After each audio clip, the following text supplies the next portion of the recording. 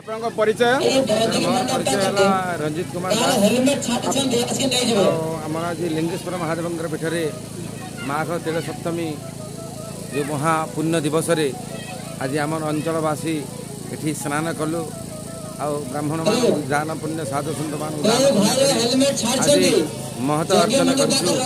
ଆଗାମୀ ଯେଉଁ ଆମର ଅଞ୍ଚଳର ଏଇଟା ମୁଖ୍ୟ ପୀଠ ସରକାରଙ୍କୁ ବି ନବୀନ ସରକାରଙ୍କର 25 ବର୍ଷ ଦୀର୍ଘ ଶାସନ ପରେ ଗୋଟେ ଦେଖିବା ମିଳୁଛି। ଦୁର୍ଭାଗ୍ୟବଶତଃ ଗୋଟେ ମୁଖ୍ୟ ପୀଠ ପବିତ୍ର ପୀଠକୁ ନଜରକୁ ଯାଇନି। ଏଣୁ ଓଡ଼ିଶା ସରକାର ନବୀନ ପଟ୍ଟନାୟକ ଆମେ ଅନୁରୋଧ କରୁଛୁ ଏ ଲିଙ୍ଗେଶ୍ୱର ମହାଦେବଙ୍କର ପୀଠ ଶୈବ ପ୍ରତ୍ୟକ୍ଷ ପୀଠ ସିଦ୍ଧପୀଠ।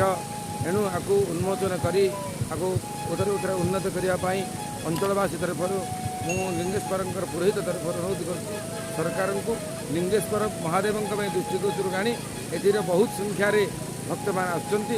ଆର ସୁରକ୍ଷା ଆବଶ୍ୟକ ଅଛି। ଜୟ ଲିଙ୍ଗେଶ୍ୱର।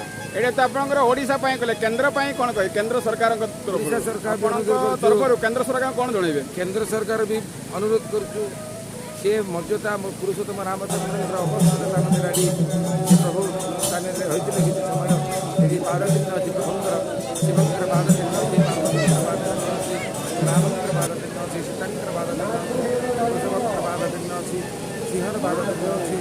ଅନେକ ଇତିହାସ ସପ୍ତପେଣି ନାଗ ଅଛି, ନଦୀ ସାରା ଲିଙ୍ଗ ଅଛି।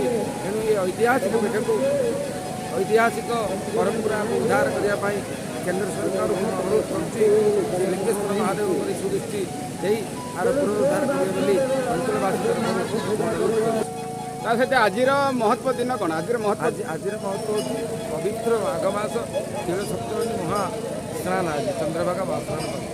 ଏହି ମହାସ୍ନାନରେ ଶରୀରର ପଞ୍ଚମହାଭୂତ ଶରୀରକୁ ପରିତ୍ରାଣ ମିଳେ, ପାପ ଖଣ୍ଡନ ହୋଇଯାଏ। ଆଜିର ସ୍ନାନର ଜଳ ହେଉଛି ଅମୃତ ସମତୁଲ୍ୟ। ତେଣୁ ଆଜି ସବୁଦିନରେ ଆମେ ସ୍ନାନ କରୁଛେ, ଆଜି ସ୍ନାନ କରିବାଟା ଯାହା ଶରୀରରେ ଅମୃତ ସ୍ନାନ କରିବାଟା ତାହା। ତେଣୁ ଶରୀରର ପଞ୍ଚମହାଭୂତର ସୁରକ୍ଷା ଏବଂ ପରିତ୍ରାଣ ପାଇଁ ଆଜି ମାଘ ସ୍ନାନ ଆମ ଅଞ୍ଚଳବାସୀ ସମସ୍ତେ ଆସି ସ୍ନାନ କରି ପ୍ରଭୁଙ୍କର ପ୍ରସାଦ ସେବନ କରି ବ୍ରାହ୍ମଣମାନ ସାଧୁସନ୍ଥଙ୍କୁ ଦାନ ପୁଣ୍ୟ କରି ନିଜର ପରିବାରର କଲ୍ୟାଣ କାମନା କରିବା ପାଇଁ ଆଉ ଶ୍ରୀ ଲିଙ୍ଗେଶ୍ୱର ମହାଦେବଙ୍କୁ ନିଜର ପରିବାରର ସୁରକ୍ଷା ପାଇଁ ଆଶୀର୍ବାଦ ଭିକ୍ଷା କରିକି ଆସିଛନ୍ତି। ଏଇଟା କେତେ ବର୍ଷ କାର୍ଯ୍ୟକ୍ରମ ଚାଲିଛି? ପୁରା ଐତିହାସିକ କ୍ଷେତ୍ର।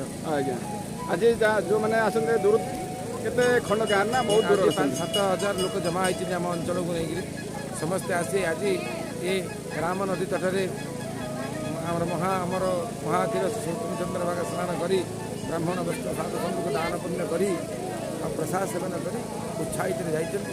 ଆଉ ସମସ୍ତେ ଅନୁରୋଧ କରୁଛନ୍ତି କେନ୍ଦ୍ର ସରକାର ତଥା ଓଡ଼ିଶା ସରକାର ଏ ଲିଙ୍ଗେଶ୍ୱର ପ୍ରତି ସୁଦୃଷ୍ଟି ଦେଇ ଅନେକ ଭକ୍ତ ଆସୁଥିବାରୁ ଆକୁ ସୁରକ୍ଷା ଦିଆଯାଉ। ଧନ୍ୟବାଦ।